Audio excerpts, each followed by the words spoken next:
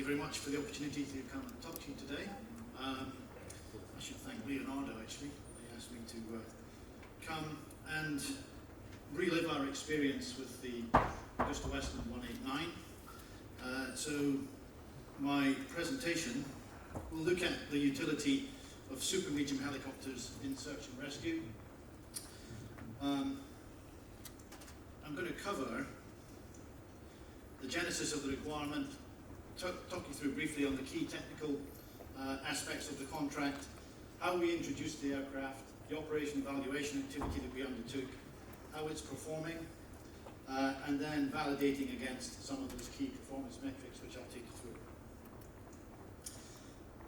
This is the legacy arrangement within the United Kingdom until the award of the UK Search and Rescue helicopter contract to Bristow on the 23rd of March 2013, with the first operational bases standing up on the 1st of April 2015. There were 4 existing Coast Guard bases. You can see the Coast Guard bases in the north, up in Sunborough and in Stornoway, and on the south coast at Leon, Solent and Portland, 2 Royal Navy bases, Prestwick and Culdrose in Cornwall, and 6 Royal Air Force bases dotted around the country as shown. The UK government decided that the MOD was no longer going to perform search and rescue helicopter delivery, and the contract was tendered. The key technical requirements for the contract is split into 2 lots, Lot 1 and Lot 2. The Lot 1 bases required a radius of action of 200 nautical miles, or in the case of Stornoway, 250 nautical miles, to reach a little bit further out into the Atlantic. An ability to carry up to 8 casualties, 2 of whom could be in stretchers, an all-weather, day and night capable solution, at 15 minutes readiness between 8 in the morning and 2200 at night, and then 45 minutes in the dark hours, essentially between 10 at night and 8 in the morning, with an availability of greater than 98%. That was a step change from the capability that the MOD were delivering. When I was running RAF Lossiemouth as the base commander with D-Flight 202 Squadron, we were averaging 76% availability in Sea King. So that's a step change from 76 to 98%. So for the Lot 1 bases, Bristow selected the Sikorsky S-92A, which has been an outstanding platform for the coverage of the Lot 1 base requirement. We have been extremely pleased with the performance of the helicopter, especially in the all-weather scenario that we find ourselves, so predominantly in the north of Scotland, and indeed more recently with the storms that have ravaged the UK from the tip of Cornwall up through Wales into central England. For the Lot 2 requirement, the radius of action was somewhat reduced, 170 nautical miles, 4 casualties, 2 of whom could be in stretchers. Again, all-weather day-night capability with the same readiness and same availability requirements as Lot 1. We chose the Augusta Westland 189 platform, which at that stage was very much a paper project. We were the lead customer for the AW189, both for the offshore market and for search and rescue. So why did we pick the 189 for UK SAR? It's worth stating at this point that the 2 other bidding companies in the search and rescue contract tender, CHC and Bond, now Babcock, also bidding the 189 and the S92. So all the companies were aligned in terms of their solutions. There's significant UK content in as much as 10 of the 11 aircraft that we have for UK search and rescue were assembled in Yeovil at the Leonardo plant. And at the time, and still true today, the 189 is the most modern super medium SAR FIPS helicopter available on the market. Its performance is very close, or better than in some categories, a heavy platform at a lower associated operational cost, particularly for purchase and indeed at the flying hour rate. It built very heavily on the experience Leonardo had in developing the 139. As you well know, over 1,000 of 139s in service across the globe. Fewer 189s, but we're certainly pleased with the evolution of the aircraft from its roots in the 139. It provided us a unique opportunity to fully optimize the helicopter SAR customization to best fit the UK SAR mission. But looking to the future, we wanted to ensure that whatever we procured had longevity. It could be used in subsequent contracts, follow on to this contract, and indeed in other contracts around the globe. So the solution that Bristow put in place is shown on the charts behind me. Essentially 5 S-92 bases, Sunborough and Stornoway, which were pre-existing. Humberside, Carnarvon and Newquay are all new build bases, and the 5 189 bases, Inverness, Lydd, Leon Solent and St Athan are all new, and Prestwick is a new build base, but it's adjacent to the old HMS Gannet, where Royal Navy helicopter operated from.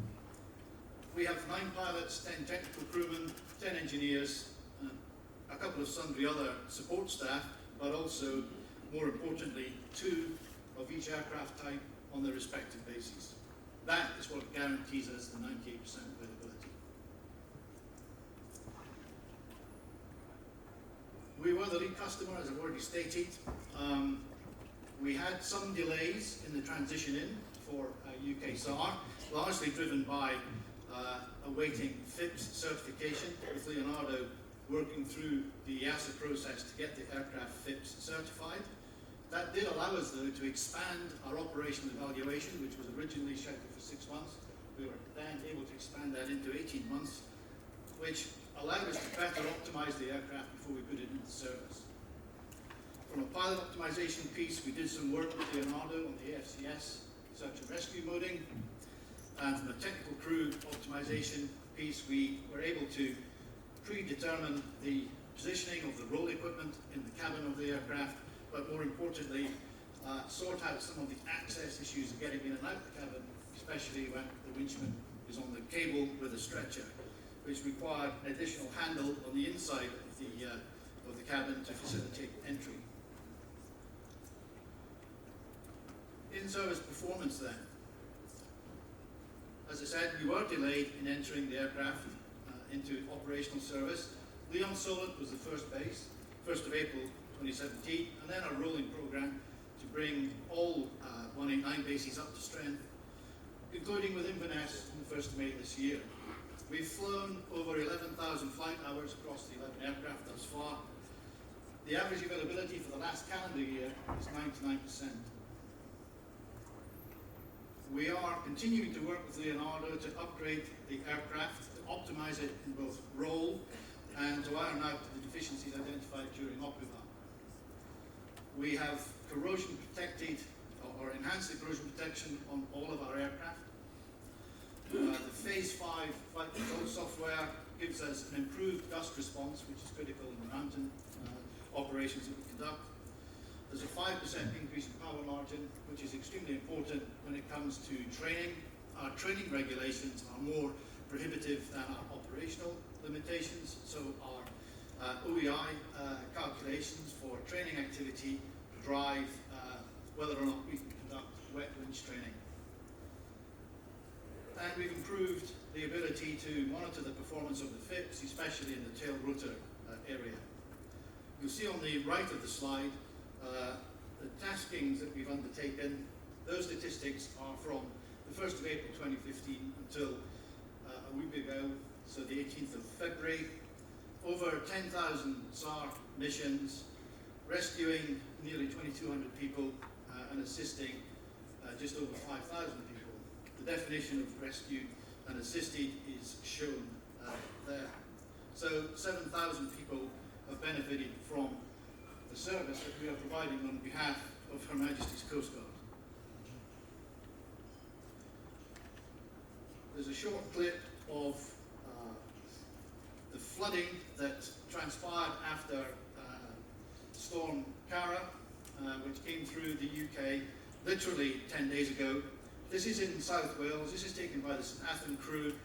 The point to focus on here, this is a flooded caravan park in the Wye Valley. The vehicle of interest is not the white one that's listing, it's the black one in the top of the picture. So you can see the winchman being manoeuvred across to the roof of the cabin, the caravan, beg your pardon, working his way down. There's an old gentleman in this caravan who fortunately had a mobile signal and was able to phone for help. The Aeronautical Rescue Coordination Centre at Fareham in Hampshire tasked the St Athan aircraft to go and see if we could get this guy out of his caravan, which we do.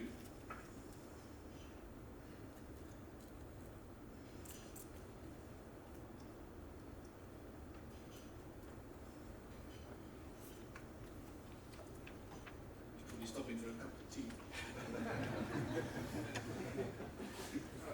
That's what old people do when you knock on the door. Would you like to come in for a cup of tea?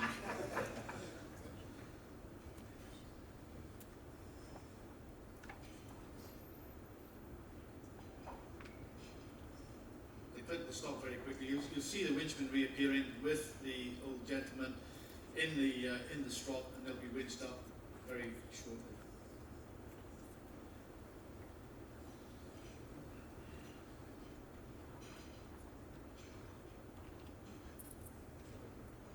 Trying to avoid getting wet. And that's typical of tasking that we undertake. That in essence would be an assistance rather than a rescue.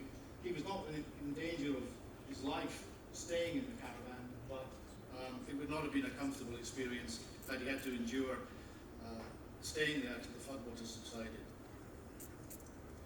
So, the utility of super mediums in SAR. I think from our perspective, we believe that the 189 is operationally proven as a cost-effective solution. They offer 90 to 95% of heavy capability at reduced cost of ownership. That's both purchase price and flying hour. For states, organizations considering commercial solutions for such a rescue, super medium helicopters do offer a value for money solution. And would I consider 189 for future contracts? Absolutely. It's worth pointing out that before I take any questions that the full extent of the capability provisioned under Lot 1 and Lot 2 has never been fully tested. We've never had to rescue mass casualties, unlike our colleagues in Norway from CAC who were engaged in the mass evacuation of the cruise ship that had lost power in that very strong storm in Norway. With the exception of an operation in the Falkland Islands, where we evacuated 26 people from the French cruise ship Le Borealis after they had an engine room fire and the captain ordered abandonment. We had 31 people in an S-92, so we know that that aircraft can pick up a lot of people if we need to. We have yet to test the maximum seating capacity of the 189, but the picture that you can see with the crewman kneeling in the doorway, there are 8 seats in the aircraft, but if you put people kneeling on the floor, you can get 18 to 19 people in a 189. We've had our issues with the aircraft, with the delayed entry into service, but we are working very closely with the OEM to bring this aircraft up to what we believe is its potential and take it forward into the next generation of UK SAR contract, plus others that we might be exploring. Happy to take any questions. There's a question from the audience, I think from Sikorsky. How does 189 in service performance compare to 92 performance? Thank you. I've been sitting next to David and Audrey, actually, so I was half expecting a question. Actually, the performance across the contract has been pretty much equitable. So those numbers that I gave you for the 189 for the last calendar year, you could equate very much to the 92. They're sitting around within about 0.1 or 0.2 of each other going forward. What it does allow us, though, by having half of our bases configured with S92 and half configured with 189, should there be any technical issue with either helicopter, you still have service provision across the remaining bases whilst you sort that out. Okay. Any other questions? Yeah. Russ, Dave Martin from Sikorsky. On behalf of Igor and his continuing son, Sergey, I just want to thank Bristow for your service to the people that you rescue and contributing to the life-saving mission of the helicopter. Thank you very much.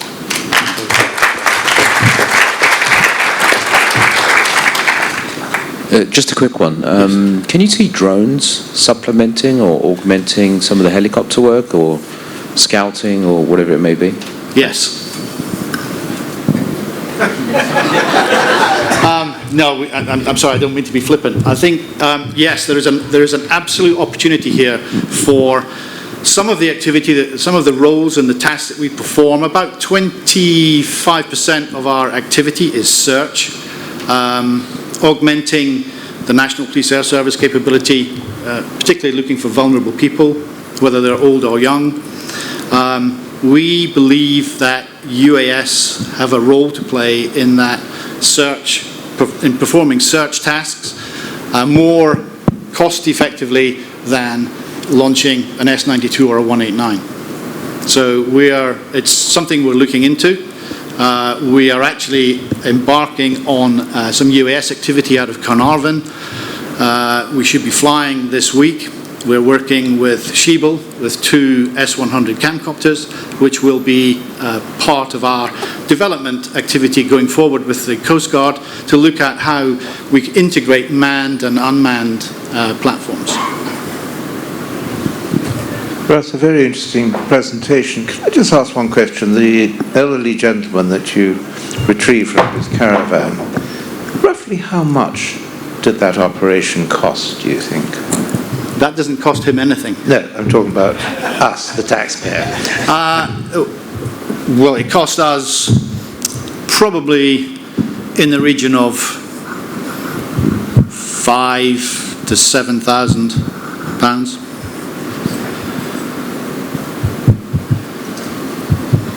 But we don't charge.